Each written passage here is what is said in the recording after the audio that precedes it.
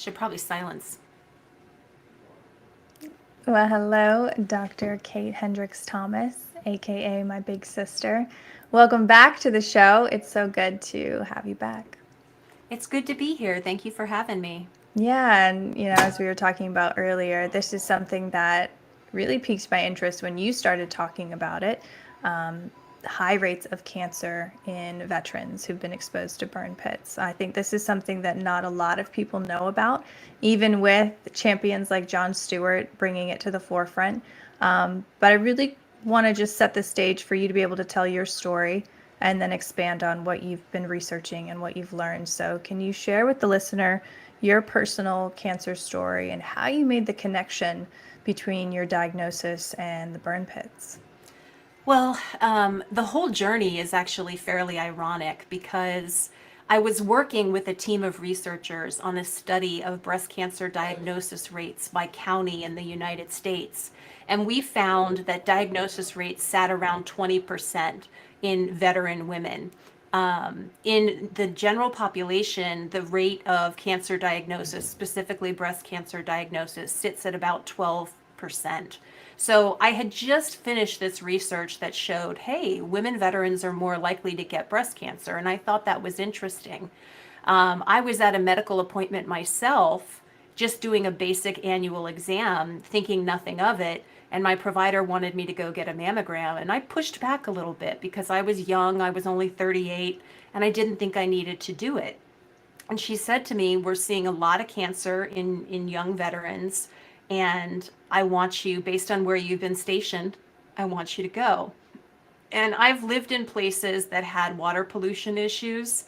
I was deployed overseas to Iraq and lived on a forward operating base that had a burn pit. I traveled, when I traveled in that country, I was up at Camp Victory and Baghdad and other places with burn pits. So I knew I had a likelihood of exposure, but I was, you know, really in denial that cancer was ever something that would or could touch me.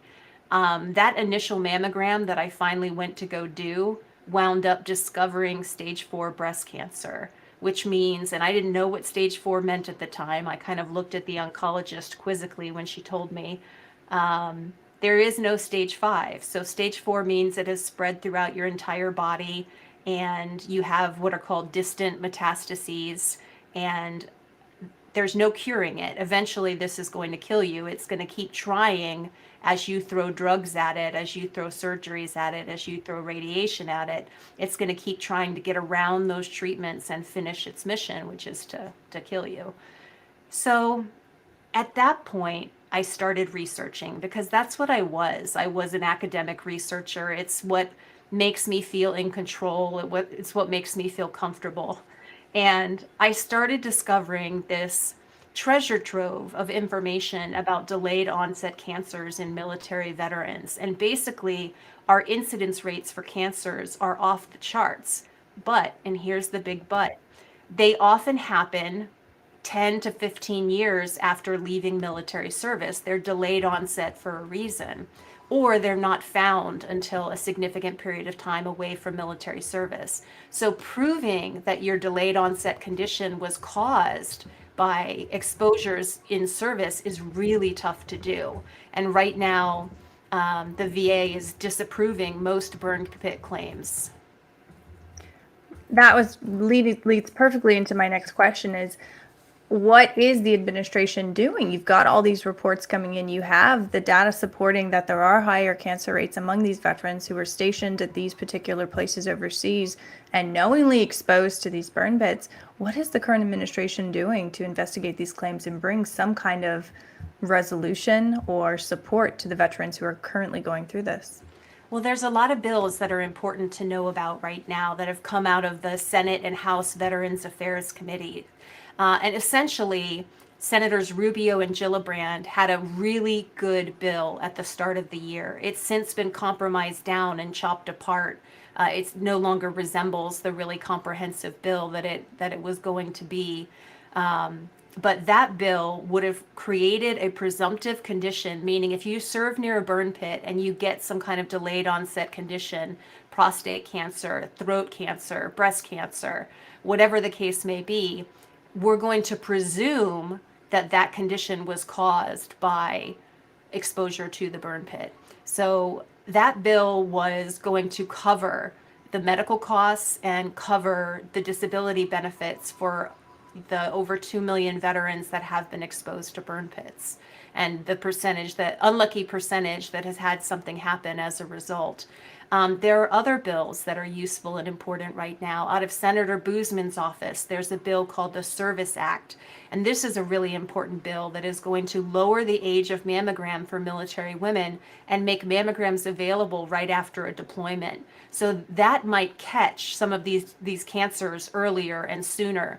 And it will definitely encourage the medical establishment and women veterans to be thinking about their elevated risk. When I left the Marine Corps, nobody told me I was at elevated risk for anything. I never thought about exposures. I never thought about the fact that I could be 38 and given a terminal diagnosis. But now that's my reality. And so I really want to help some of these important bills move forward. Wow, it's incredible. Is it frustrating to you with all the progress that is trying to be made, with how slow the process is, with how much just sludge that this has to go through to get any kind of resolution? I mean, to me, this sounds very familiar to the 9/11 cancer exposure for all like the first responders, police officers. And that seems to be finally turning around, and it's been over 20 years. Do you think that this is something that's also going to be a long game where people who need the help right now aren't getting it? I think you can look at the history of VA coverage and say, yes, it's going to be a long game. They're going to, both Congress, the administration, and the VA are going to resist covering and paying for medical benefits like this. The track record isn't good. I mean, they were very slow on Agent Orange. We just had a legislation go through, Blue Water Navy legislation that went through this year that was related to Agent Orange for veterans of the Navy. It's crazy. It's absolutely crazy how long this sort of thing takes. But there is tremendous pushback to taking on the true cost of war. And I like that phrase. I borrowed it from Jon Stewart. And that's what he says. He says there's a true cost of war, and paying for these delayed onset conditions when people come home is part of that cost of war, especially when you're going to get rid of your trash in open air burn pits and expose people to carcinogens that are absolutely identical to the carcinogens at the World Trade Center, as you said, the dioxin, the benzene, all of those poisons have been found in the burn pits.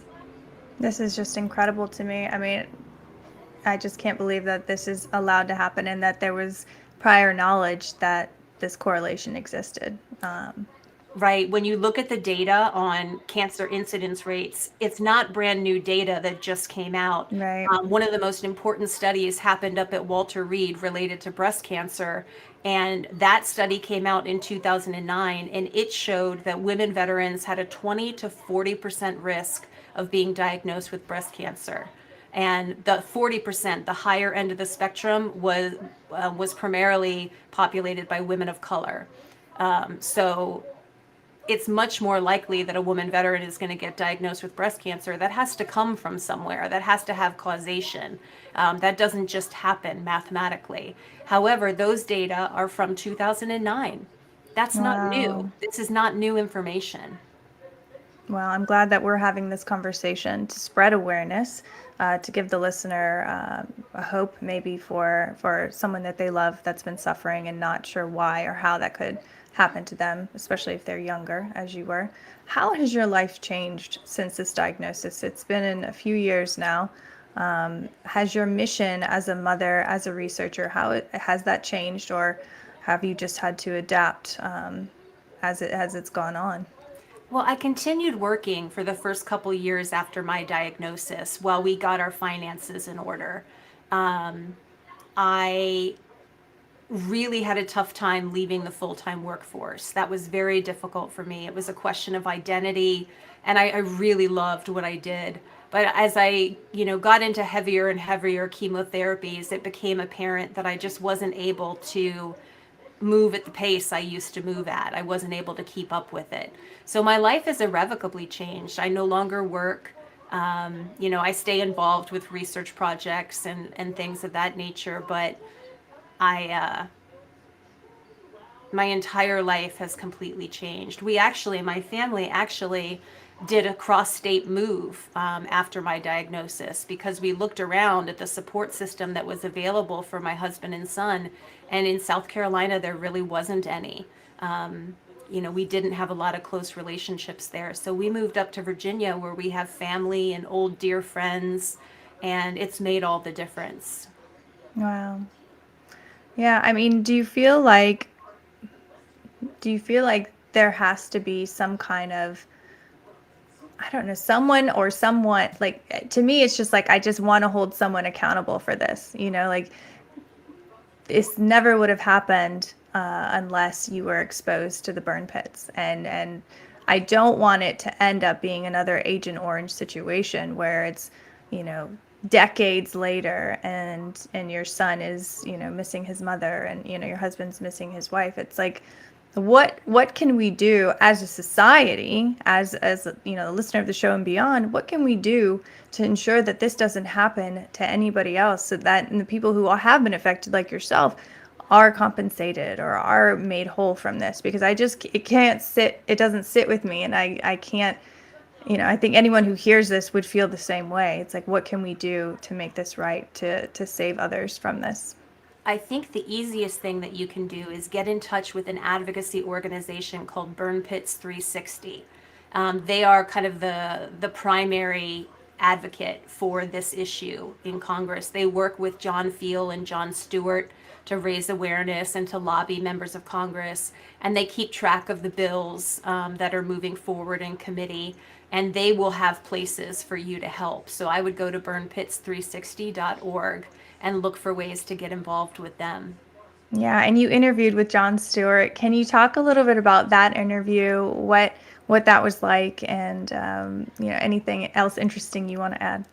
Well, I have been really lucky to run into different media figures that wanted to talk about this issue and wanted to hear the science behind these incidence rates. I was able to interview with a producer from the Jon Stewart show and just kind of talk about what the VA is and is not covering right now. And it was a short but fun conversation that supported the larger episode that aired on Apple TV.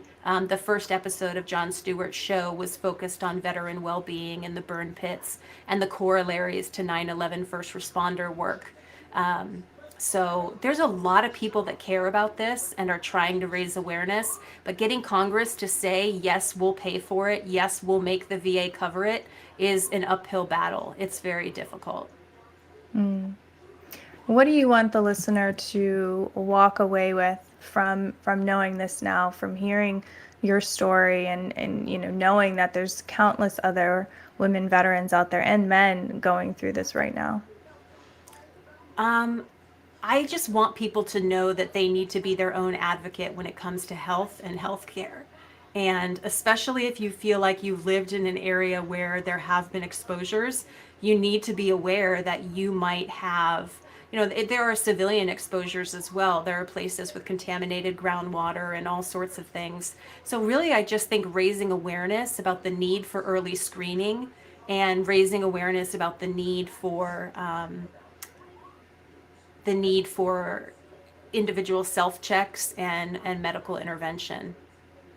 What do you want your legacy to be? I think my legacy is, I would have said 2 years ago, I would have told you it's my writing, the books that I've published, and that's my legacy. I don't feel that way anymore. I enjoyed writing and I enjoyed publishing research, but I think my legacy is my son. My legacy is Matthew, who is 7 years old right now and is smart as a whip. And what he will go and do in the world. He tells me he's going to become a doctor and he's going to kill cancer. And he said, I hope you're still around because you're going to be the first person I cure. And then he says he wants to become a scientist who studies space. So he's got a big career ahead for him. Yeah, I think that's absolutely possible. He's insanely smart. Kate, thank you so much for sharing your story. I know it's difficult to discuss. I know it's frustrating. I know you're tired because you're going through chemo treatments. So from the bottom of my heart to yours, thank you for coming on the show and spreading awareness on this very important issue.